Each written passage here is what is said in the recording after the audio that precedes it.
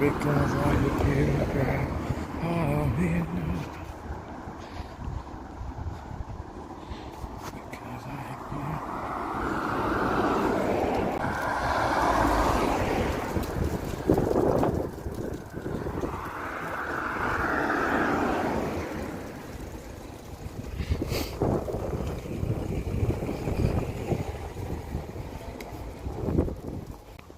you. Yeah, this is going to be a very, not a long stream. I've got a little connection. So, it's going to be a quick one. Just like I said to that bird the other morning. So, sorry love, I've got to be somewhere. I've already given you a night of greatness. This one's going to be a quick one. This is going to be probably no more than half an hour, I imagine.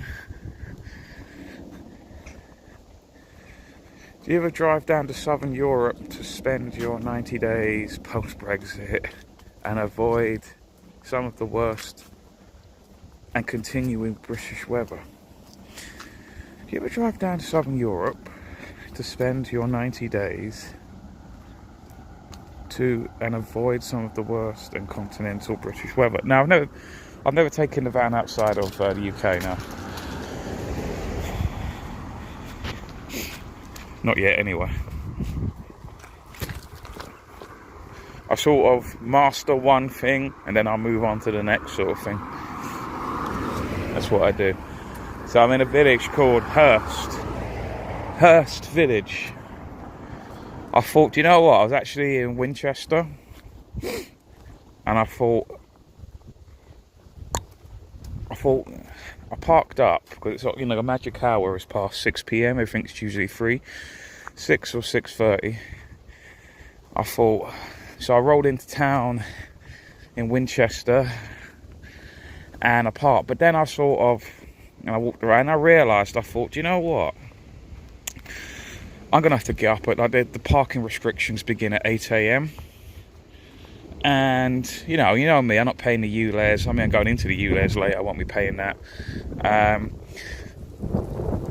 But you know, it's just to avoid the hassle. I try to avoid fines as much as possible because it's just a hassle of the paper. You know what I mean? Like just the negativity of receiving you've got a fine. Do you know what I mean? It's like, yeah, fuck you, right? So I do try and avoid it. So I thought, you know what? Instead of like having to, waking up early or whatever, fuck it. So last night about I watched the UNN show. That was fucking hilarious, by the way, with Danny Roscoe. And I'll talk about that in a second. And I thought, no, I'm not going to get up early and then after driving rush hour, be part of that rat race. Sorry, I've left that life. I'm not being part of that rat race anymore. So I thought I got up. So I thought, no, let's go drive.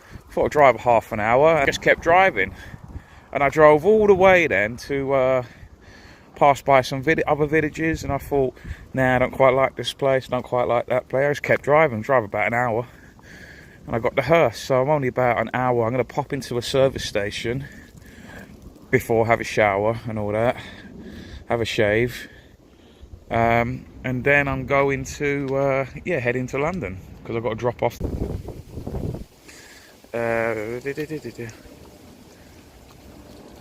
South of France. She tells she's very, very middle class. You know what I mean? Pretty hot as well. But she seemed like a person, and quite funny, but she seems like a person that'd be quite annoying as well.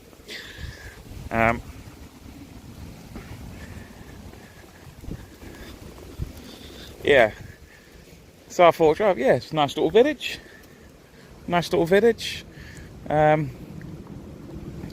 Gonna go down. I saw there's two pubs. I drove past it last night. There's one called the Castle Inn, and it's right opposite a really cool looking graveyard. So I'm gonna go there now. I'm gonna walk there, and now, like I said, I'm gonna have a hop and I have to go back to my van, and then I'm gonna drive to London.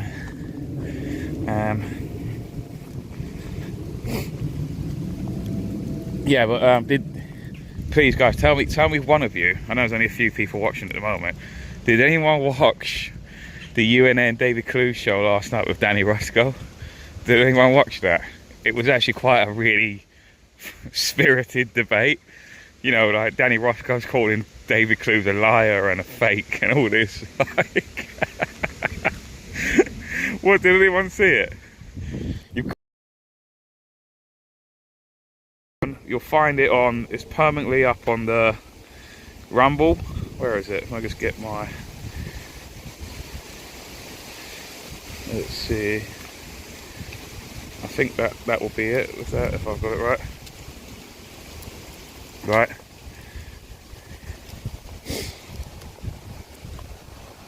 Right. Let's see if that does it.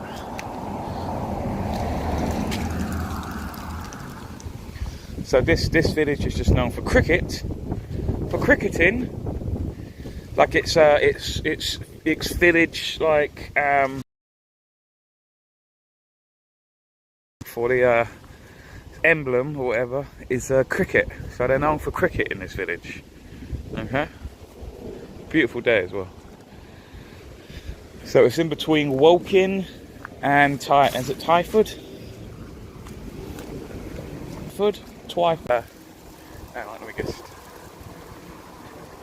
This is the village emblem. St. Nicholas, Hurst. I don't know what St. Nicholas is. Actually, no, I told a lie. There's two ducks. There's two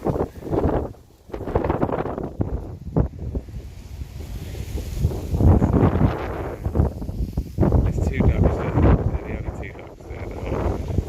Got the whole place to themselves. And there's also a shopping bag. It's a joint, that's their title. It's a floating shopping bag, I think, of some sort. There we go. Loads of funds for the ducks. Oh wait, I think there's a Kahoot as well. There's an American Kahoot. So there's 3 of them in there.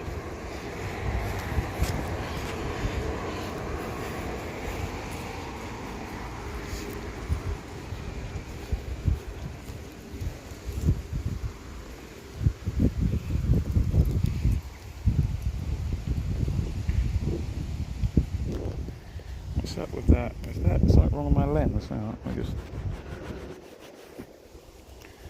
No, it's just the sun sheen. I'm going to take a photo, but there's no point if that sheen's there. Right, let's go to the ferry, right? Yeah, so some pub let you stay overnight if you have a pint or food. Yeah, I know that. But I still don't want to. I still don't want to pay for a pint of food. I've got my own rations.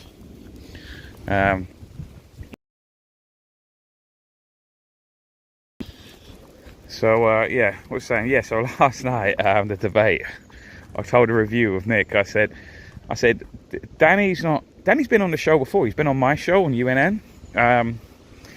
He's not stupid, right?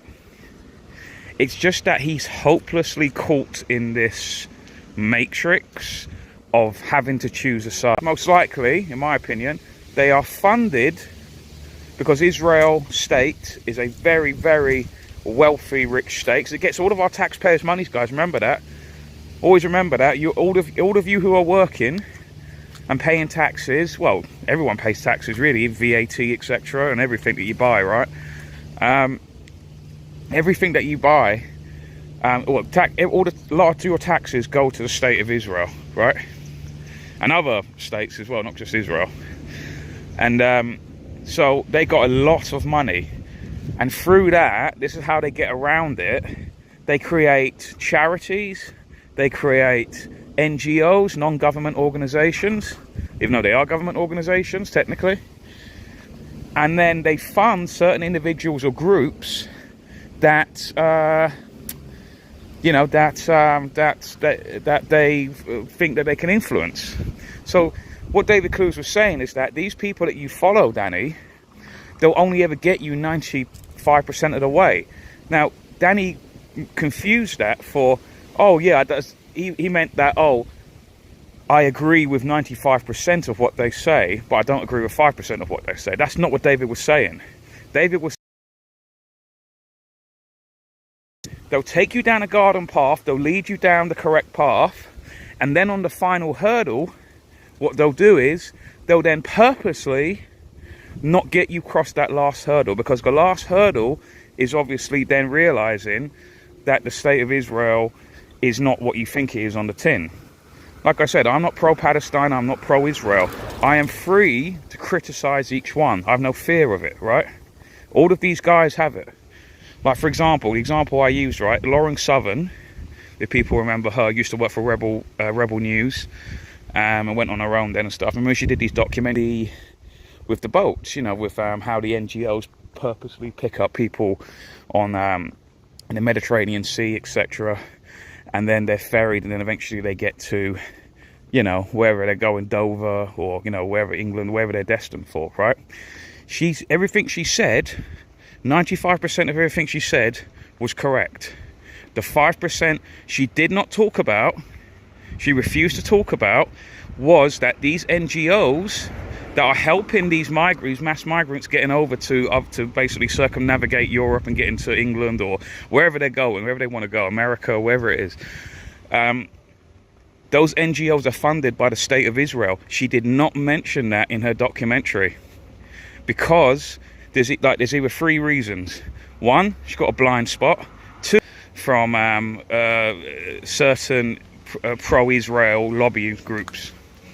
And that is the reason. That is what David was trying to explain to Danny. He couldn't quite grasp it. And Danny is hopelessly caught in this matrix where it's a left-right issue. It's not a left-right issue, right?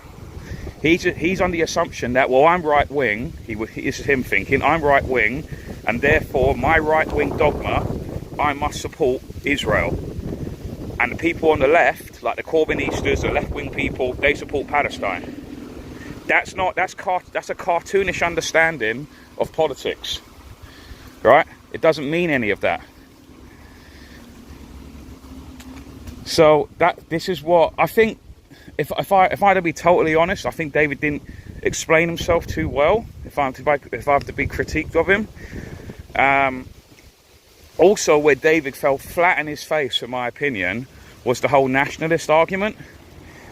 When David did come off kind of stupid, I thought personally, when it came to with Danny Rusk, when it had nothing to do with the topic at hand about Israel and Palestine. Because the original reason why Danny was there is because Tommy Robinson News, Britain First, who else? Conservative Woman, all of these outlets, they were reporting fake news, right? So the thing that what Danny was trying to get David to apologise for was that there was an image shared on TR News, Tommy Robinson News, that had a Nazi flag in Gaza, right? Now, David said it was a Photoshop image or AI, you know, whatever, it was Photoshopped, right? That's not the case. It was a real photo. However, Douglas Murray, all these sort of people, they had reported that as news, whereas really it's olds. They were saying that this is a new thing. It's not a new thing. That was the lie. So the only thing David got wrong was that he said it was photoshopped. That's the only thing he got wrong. But he was still right. He was still correct in saying that it was fake news because it wasn't news. It was a very old image. And they were using that as rage bait to further fuel people's anger. That was the only thing. Because that was the reason why Danny was on there. Right? And Danny couldn't accept that, oh, well, yeah, they got Nazi flags. Now, I can tell you, and you can ask actual coverage this, Saroj, right? When I went, the last Dover protest I went to about, I don't know, 5 months ago, I can't remember, right? I was at the Dover thing, you know, reporting on it with actual coverage. We went to the pub after, and there's literally people in the Dover protest giving Nazi salutes, because his logic was, well, look, you're siding with Nazis, David. This is a sort of cartoonish, childish sort of arguments. You're because you're not standing up for TR News for showing that image. That means you must be a Nazi because you're defending that Nazi flag. But I've been to, they quite often do Nazi salutes. and all of this, and they're basically secret Nazis themselves. I'm just totally blunt, right? They're just like that, right? And so I would say to Danny, it's like, well, Danny, I've been there with you, and I'm pretty sure you've seen it as well. They give Nazi salutes. So does that make you a Nazi then? See, this is a sort of cartoonish subject that he's using, that you can just use on him then. Now, the only thing that David was a bit bad at was, again, the nationalist thing, where obviously Danny, people don't know, Danny Roscoe is mixed race guy. He's half black, half white. I think black Jamaican father, white Irish mother, I think, right? He's a can of Jamaican Moss or a Jamaican Guinness, whatever, right? And he was saying that David asked him, he said, oh, what's your background? What do you reckon? He goes, well, I'm English. And he goes, well, no, you're not English. He goes, well, no, yeah, I am English. I was born in England. And I have English culture. I believe in English culture. And David was like, no, but it's not, yeah, but you're not ethnically English. He goes, well, English is not, this is where David really tripped up. He went, well, England is a nation. It's not an ethnicity, isn't it? So I was born in the nation, the country of England. And then David sort of replied, yeah, but if I was born in Japan, would I be Japanese? And the answer is, well, yes, you would be Japanese. You would have a Japanese accent. You would probably speak Japanese because that's usually their first language. Because I know, for example, I know an individual. It's quite funny, really. He lives in Wales, right at the moment, and he was born. If you were to see him, he's a, no disrespect if he's listening, he's watching. He's a fat, short, bald, white guy, right? He looks like a bloke that if you would see him down the pub drinking a pint of Stella, going, "All right, mate, got back from Millwall. Oh, fucking West Ham beat us again," right? Right, this guy that I know, he's got a Jamaican accent because he was born. I say Jamaican. He's got a Jamaican sounding accent. He was born in Trinidad and Tobago. So he was born in there. He's got a Trinidad and Tobago passport. He has the culture of that. He's like, yeah, man, like, and all this sort of thing, yeah. And he recognises himself as a Trinidad and Tobago national because he is. He's born there. He's got to be. It's a geographical location. And the sort of example that David was using was a really outdated one of, well, yeah, if a dog is born in a stable, it's not a horse then, is it? Yes, because animals don't have complex countries and nation and geopolitics, right? Because so that goes out the window. At the end of the day, England is a geographical location. It is a nation, right? So if you're born in that nation, that is the nation that you're a part of. You are English, right? That's just the way it is. The people don't want to hear that, but that is just factual logic, right? It's a geographical location. And all of these things change. So, for example, Cornwall was once a country, now it's not. So Cornish people can't really be Cornish. They're English. They can be Cornish in the sense that they're local. They're localism. Now you can be a Brummie and things like that. But they are English, right? Wales used to be a region of England. So Welsh people used to be called English. Now they are called Welsh because it is a recognised nation and country. You see, animals don't have this because they don't understand the complexity of geopolitics. So they don't have the brain capacity for it, right? So it's like we go to someone. So I know, for example, you can flip this around. What are white South African people? People who are very proud to be South African, white people. Are they not South African? They would recognise, even though a lot of them have very extreme views, they would still recognise themselves as South African because it is a geographical location. It's got nothing. There's not an ethnicity. A country is not an ethnicity. I'm not saying David Clues is an Asian person. He is a Japanese person if he was born in Japan. So this is where he looked kind of stupid. And I noticed a lot of people in the audience were disagreeing with him, going, "No, David, you've kind of lost this one, mate. Just move on. It's got nothing to do with the topic at hand."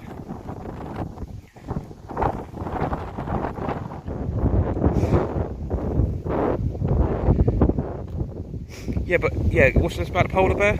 If a brown bear is raised in the Antarctica, it's not a polar bear. Yeah, because that's the name of the breed. So if American Bulldog is born in England here, right? It's called American Bulldog. You know, you also got to have passports for dogs if you move to other countries. What passport? What would a passport be for the American Bulldog that's born in England? Would it be an American passport, or would it be an English? Would it be a UK passport? It'll be a UK passport, won't it? Because that's just the name of the breed. It's got nothing to do. It's just a name.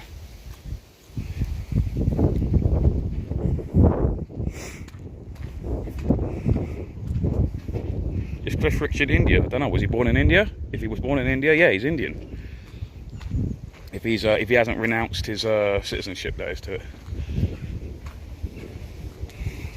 Like, there are, believe it or not, there are non-Asian, there are non-brown skinned Indian people, believe it or not. Do you know what I mean? In India. I know it's hard for people to wrap their head around, but there are white people who are born in India and they're raised in India and they have Indian culture. Do you know what I mean? This does happen, believe it or not. There are white people born in Africa. Well, South Africa, as I said.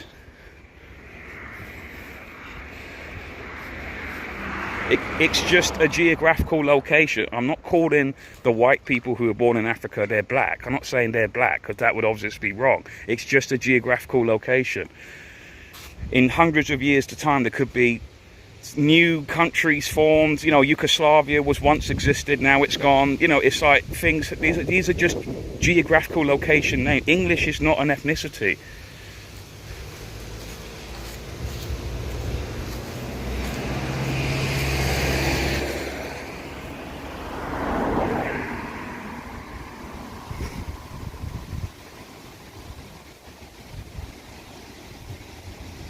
So that's where David really fell over on that. But when it came to everything else, he was on point. But Danny just doesn't. He's hopelessly caught in this. Like I said, this choice. Oh, you got to take a side. You have to take a side. Now let's take a photograph. And if you disagree with Tommy Robinson, that means that you're with Palestine. And another funny thing he did as well was he kept talking about Piers Corbyn. Oh, this is a sort of cartoonish kind of understanding Danny seems to have, is that if you side with Piers Corbyn, who's a Marxist, therefore you must be a Marxist. You know, it's this kind of strange kind. He's got this real thing about Piers Corbyn. And Piers Corbyn, like I'm keeping in mind, so Piers Corbyn would probably recognise himself as a socialist, perhaps. Although I've never actually heard him say what he is. He never actually said, oh, I'm a socialist, I'm a Marxist. I've never personally heard him say any of that. But even if, let's just say he is a socialist, I'm a libertarian. I'm the complete polar opposite of everything that socialism is, right? Yet, I respect Piers Corbyn. I like Piers Corbyn. I recognise him as a freedom fighter. Where was people like Tommy Robinson and Britain and Paul Golding of Britain First and all these sort of people? Where were they?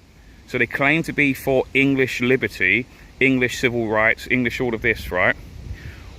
Where were these individuals where the biggest theft and robbery of English people's liberties occurred? Where were they? They were nowhere, weren't we? Where was Tommy Robinson? Tommy Robinson, Paul Golding and Tommy Robinson, I believe, have all been jabbed as well. From what I understand, apparently. I could be wrong. But this is what I've heard on hearsay, right? So, I don't particularly... These people are just... They're mouthpieces, they're grifters, they're LARPing as these sort of freedom of speech, freedom of assembly, freedom people. They are not. And they're showing their colours again, and they're showing really, in my opinion, who really funds them.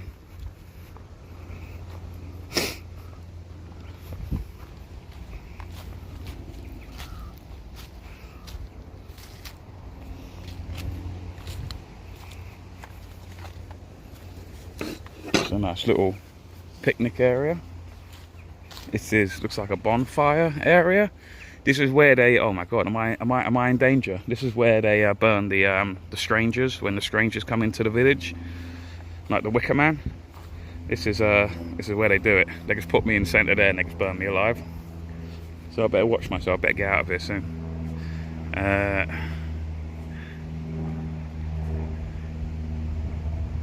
Here we go. Isn't it amazing, guys? I mean, it's a tiny little village, right? And I've got great connection. Yet the two places in the past 2 days where I've been that are cities, right? Because they have a cathedral and therefore they are a city, right? I can't get any connection. Isn't that strange?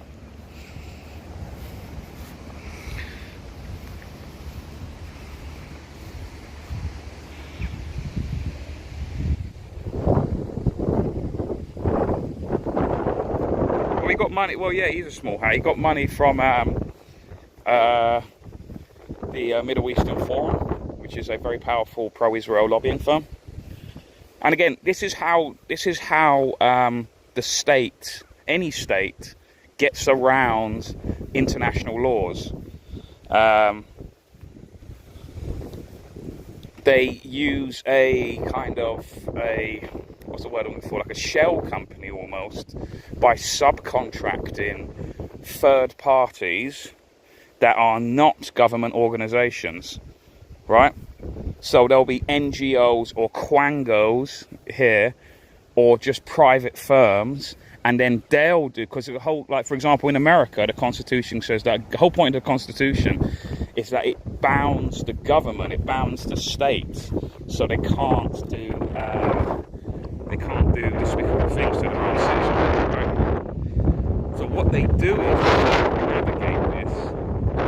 Like Twitter's a great example of this, right? So they say, right, we're not allowed to freedom of speech is the First Amendment. We cannot suppress people's speech out in public, right? So how can we get around this? The Constitution, obviously, when it was created, did not think. Obviously, it could not understand Twitter. You know, back in the founder fathers, they couldn't comprehend something like the internet or Twitter or anything like that, right?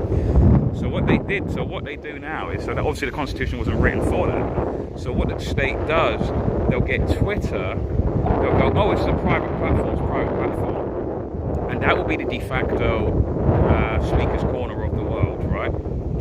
And what we'll do is, anyone we don't like, we will tell Twitter executives to basically cancel them.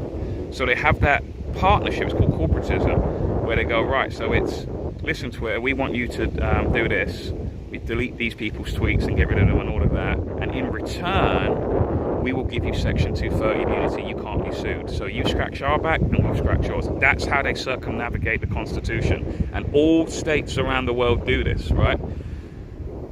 So for example, Israel, what they'll do is, these powerful people will create charities, NGOs, whatever, and then they'll do the work that they're not allowed to do, that's bound and maintenance. They can subcontract it out.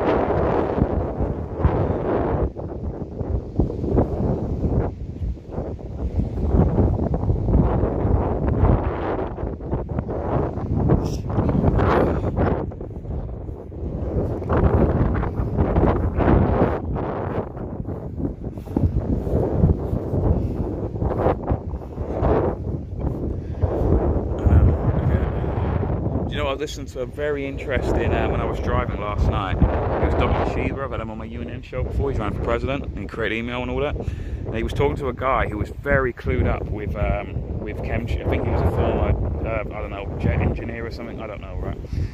And it was really interesting listening to all of that. And I thought, you know, because I always used the go-to example of Operation Popeye, where the American government were using, during the Vietnam War, they were actually cloud seeding in Vietnam in order to make it rain. So when you see all those famous Vietnam films with the monsoon and all of that, that's because, I'm not saying monsoons don't happen, but a lot of it was because they were cloud seeding to make it rain, heavy rainfall.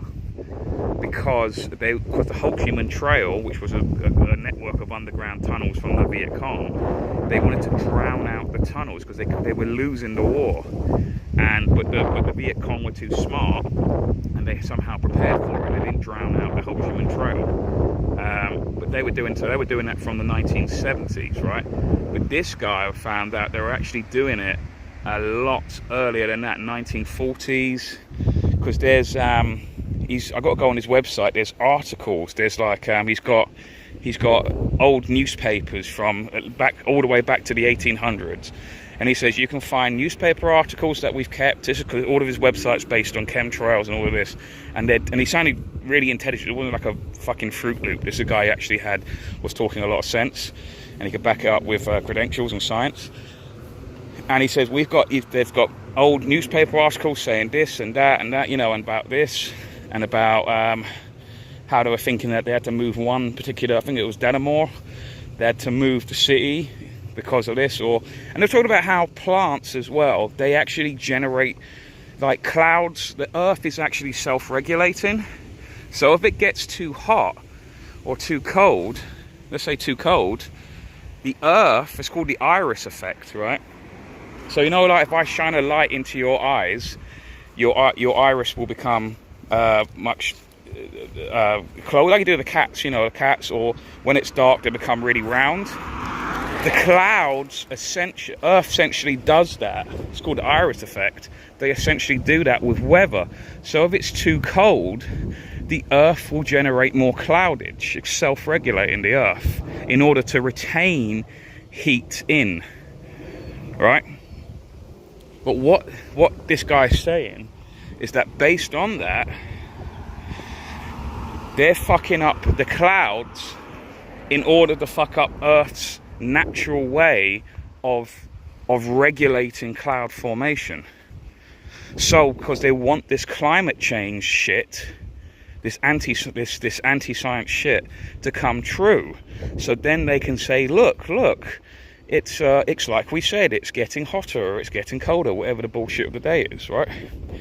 Because they're fucking up with Earth's, Mother Nature's kind of way. And they can't regulate the clouds properly. The Earth cannot regulate the cloud properly.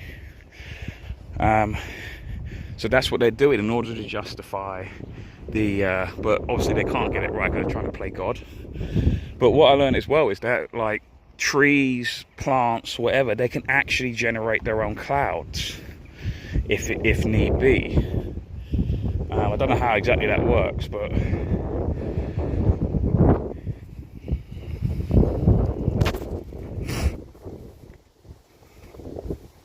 let's get a picture of this. Hang on, because I quite like the shot here.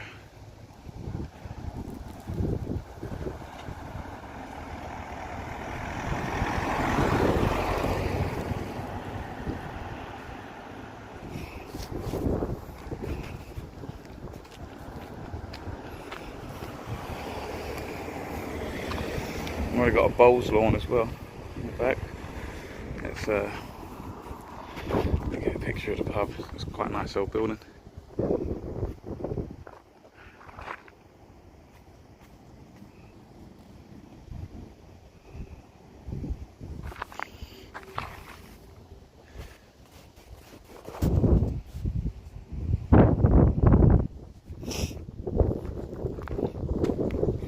Do I walk down there? I think I walked down there already, didn't I?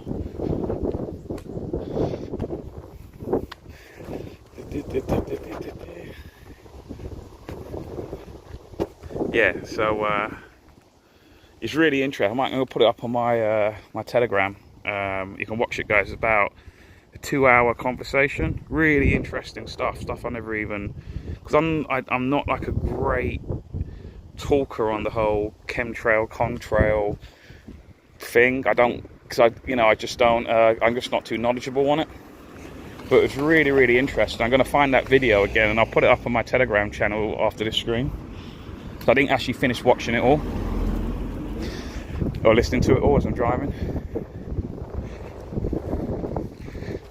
See your comments, put it back on. No, there's no spoons in this village. There's only two. There's two pubs. One's a free house and the other one's a Breakspear. I'll probably go to the free house. That's it's, you know, not owned by a big brewery. So it's just what you see, what you get, sort of thing. If I did, but I don't have time, unfortunately. I'm going now to. I'm going to walk back to my van now, and then I'm going to drive to a service station, have a shower, and a shave. I'm going to go back to London, and Got to deliver some solar panels to someone. Pick up my old fireman boots, firefighter boots from because I was painting and decorating someone's house a few months ago, a couple of months ago. Yeah, and then I'll chill. Oh shit, my comments wrong.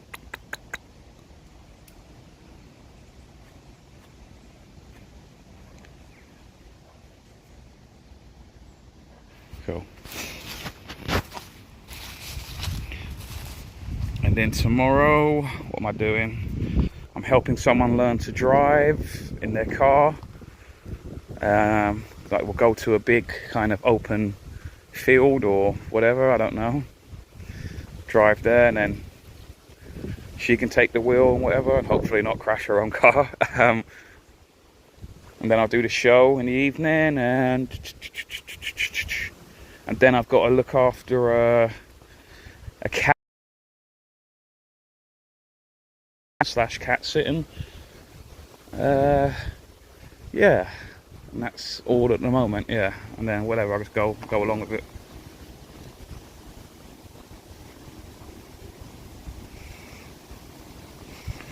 Yeah, it really is, man. The sky. Yeah, lovely old churchyard. It really is. Yeah, I actually love churches and graveyards as well. I think they're really cool. Something quite peaceful about it, I don't know. Even though there's like there's obviously like dead bodies below us, it's somehow quite I don't know, like euphoric. Is that the right word to use? Pleasant. It's usually as well, van life tip here. Van life tip. I try. Usually, there's free parking. Usually by parks, small parks, and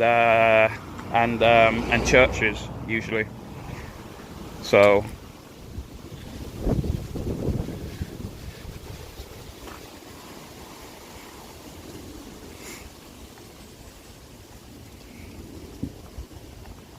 Yeah, it's part of the English culture. I wouldn't say British culture. I would say the English culture. That's why it's the Church of England. I don't particularly like British culture, if I'm totally blunt, but I do like English culture. So there is a difference. Like, speak to Graham Moore or even Robin Tilbrook about the difference. There is a difference.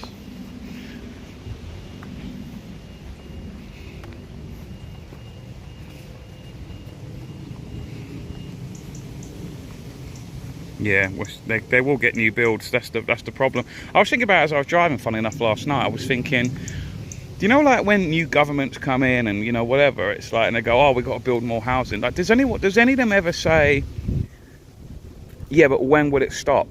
Does anyone ever ask, like, when will it stop? Like, when will? Do you know? I can't believe it. Look, there is new builds.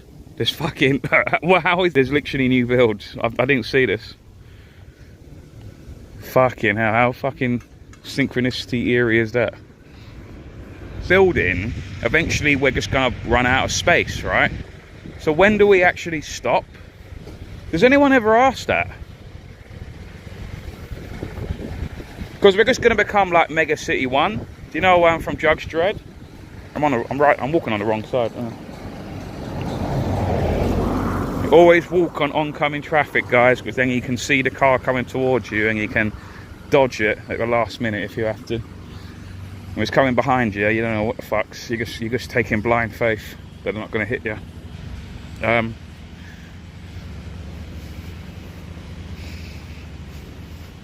Who does he play? The actor. What else does he play? He plays he's not the guy who plays 4, is he? Basically, it's a what do you call it? It's like a hostage situation, a siege of a big apartment block, basically.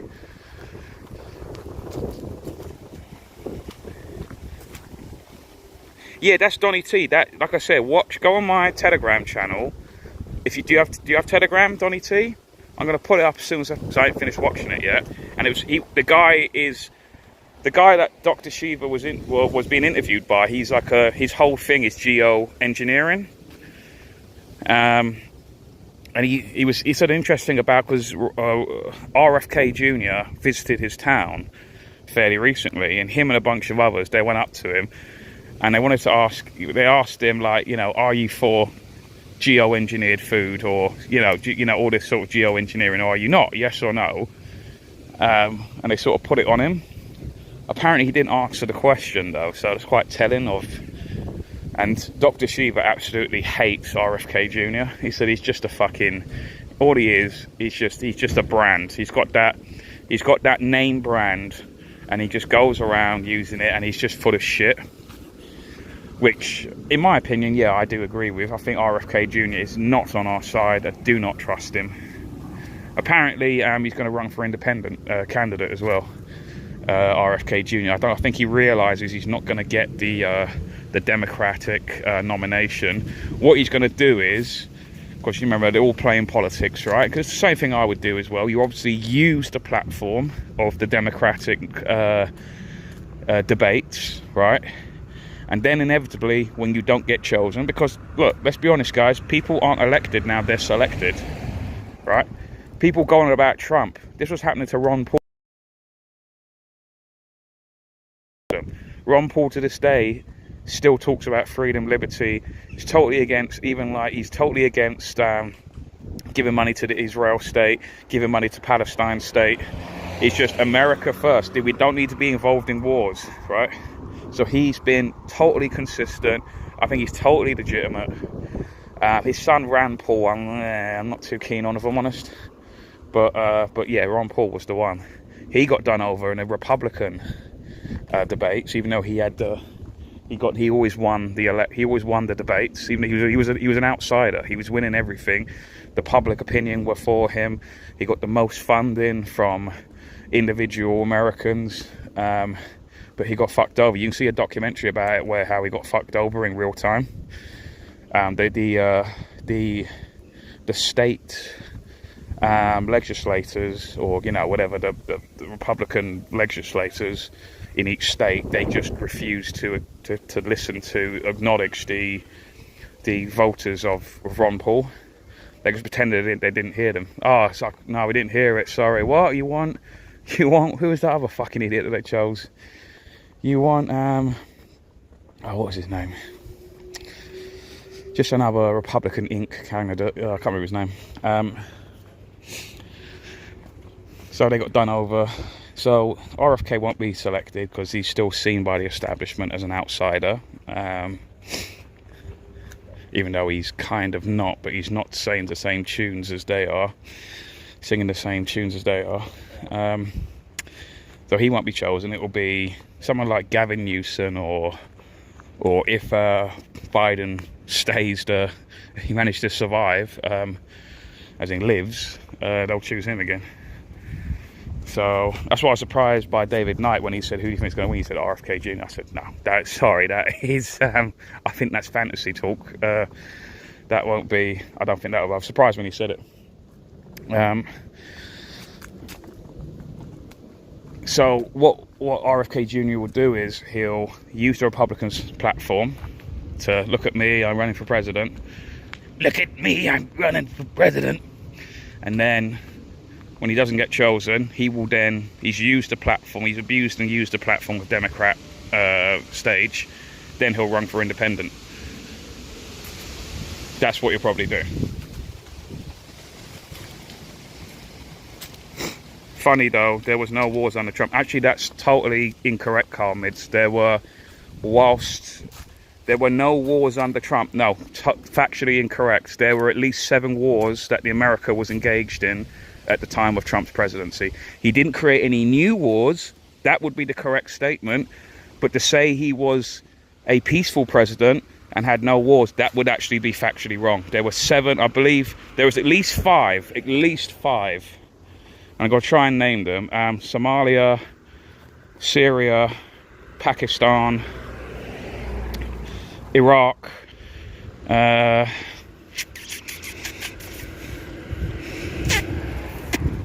Can anyone help me? It's at least 5. I'm pretty sure it was 7 though. Yeah, Trump bombed Syria. Yeah, exactly. Yeah, so don't. This is all propaganda, commies. Don't listen to this charlatan, that Trump, right?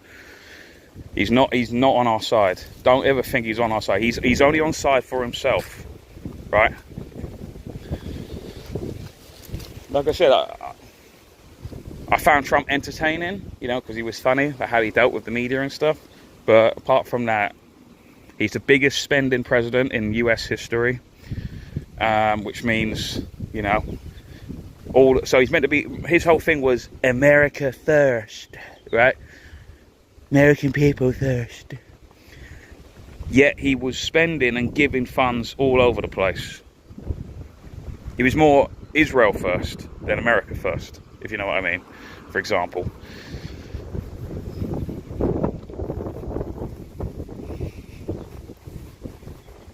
And remember that big wall? Never got built. Some of it got built, but not all of it. Oh look, there's more Kurds. There's 4 American Kurds. Yemen, yep, that's another one, Yemen. Where else, guys? Was it 5 or 7? It was at least 5 anyway. I'm pretty sure there was. See, we don't get to hear about. See, the mainstream media just do not talk about things. So it's like you won't know about it because they don't report on it. So there were at least 5 wars that were going on, never got spoken about because they're from countries that are too poor and considered not important, and they'll just put them on radio silence. They'll put them on mute essentially because they're not big. It's like America is a bully, right? They're the one that's rich and powerful, and then they muscle in think of it like a schoolyard bully, yeah. In the playground, they'll come up to you. The bully will take all your lunch money and stuff, beat you up and all of that. And because remember, bullies prey on weak people, right? And what America does, they prey on weak countries. And if they're unfortunate enough to have natural resources, then they're definitely going to get fucked over by America, right? The best thing you can pray to be in the world is to be a country with no meaningful resources, because then you won't be invaded by the West. Like I said, guys, it is that meme. Are we the baddies? You know the meme. Are we the baddies? Yeah, we are the baddies. We're good individuals. Like you, everyone watching is a good person. I hope. But in terms of the world stage, we are members of nations that are quite horrible to other nations. Well, if I'm totally blank. Who is it? Okay, here we go. We got that. Thank you very much. Afghan, Iraq, Syria, Yemen, Somalia, Libya, and Niger. I knew there was another African one. Niger, that's it. See, again, these countries, they're not considered important. They're not considered noteworthy. So they don't get any airtime. But yeah, so under Trump's reign, those countries he was at war with. And he had the power as commander-in-chief to just go, right, we're ending all of the wars. We're bringing the troops home. We're ending all the wars. We didn't. Yep, MI6, MI5, CIA, etc. are the bad guys like Spectre from Bond films. Yeah, exactly. That's another thing that Danny Roscoe was saying. He said about Piers Corbyn. He says, Piers Corbyn is a Marxist. He's been on the MI6 watch list for years. And it's like, so do you think the MI6 are good people? Like, do you think the MI6? I think MI6 has our best interests at heart. Really? Seriously? If anything, that's a glowing review of Piers Corbyn to be on such a list. That just shows that he's actually one of the good guys then, in my opinion.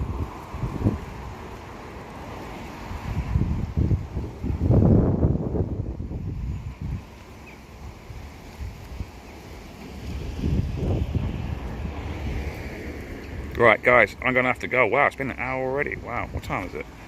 Wow, I better be going, guys. Right, thanks all for watching, guys. I can't believe the stream has actually managed to hold in a little village like this. Guys, thanks very much. You like the stream and stuff, or want to support me in any way, because basically everything I do now is just I do odd jobs. I do odd little jobs for like delivering panels. I'm helping someone move next week with my van, like a man in a van sort of operation, all the way up to the Peak District from London. So I'm going to be probably there at one point. So then I've got to be back again for house sitting and stuff, cat sitting. So I do all these little odd jobs just to get about. So yeah, thanks guys for watching. Been a stress-free stream where a stream has failed. No, I'm live tomorrow. What day is it today? It's Tuesday, right? So I do lives I do evening lives every Wednesday and Thursday from 7 PM. I just put it in there. So yeah, I'm at odd jobs, man. That's what I'm at. So all this sort of, anyone needs anything from me, need a man. And like I said, I'm going to put this video up on Telegram. So not this video, but you know, one I was talking about the chemtrails and stuff. And it was quite interesting. So no, it's Wednesday and Thursday I do it. Yeah, it's Tuesday today. Yes, you're right. Yeah, correct. Sorry. So I'm going to go. Anyway, guys, thanks for watching. Have a good evening. Have a good day. And maybe I'll do some live streaming and have a walk around tomorrow in London somewhere. Who knows? I don't know. All right, take care, guys. See you later. Bye-bye.